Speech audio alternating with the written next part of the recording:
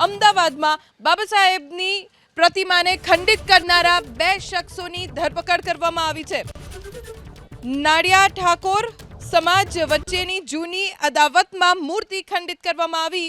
2 આરોપી અસલાલીથી ઝડપાયા। 3 આરોપી વોન્ટેડ જાહેર કરવામાં આવ્યા છે। મેહુલ ઠાકોર અને ભોલો ઠાકોર નામના બંને શખ્સોની ધરપકડ કરવામાં આવી છે। બદલો લેવા માટે મૂર્તિ ખંડિત કરી હોવાનો ખુલાસો થયો છે। 2 આરોપી અસલાલીથી ઝડપાયા છે।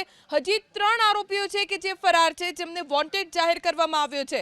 નાડિયા અને ઠાકોર સમાજ વચ્ચેની વર્ષો જૂની અદાવતના કારણે બદલો લેવા માટે ડોક્ટર બાબા સાહેબ આંબેડકરની મૂર્તિને ખંડિત કરી દેવામાં આવી હતી। આ મામલે 2ની ધરપકડ કરી લેવામાં આવી છે। 3 ફરાર છે, જેની શોધખોળ ચાલુ છે। जो आरोपी पकड़ा है एनु नाम है मेहुल ठाकुर अने बोला। बाकी 3 आरोपी नो नाम मळी गया है अने आ मोबाइल बंद करीने भागी गया है। एनी पण पाछळ क्राइम ब्रांच अने सेक्टर 2 नी टीमों है।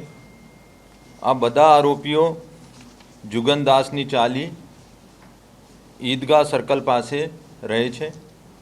तो जुगनदासनी चालीनी बाजुमां नवानु डेलू है, त्यां नाडिया समाज रहे छे अने आ लोगोनो जूना माथाकूट चाले छे। 2018 में बंने समाज वच्चे अलग अलग 2 वार क्रॉस राइटिंगनो गुना दाखिल थया हता अने एमां एक आरोपी जयेश ठाकुर हता अने 23 तारीखनो जो एफआईआर दाखिल थई छे एमां पण जयेश ठाकुर आरोपी है।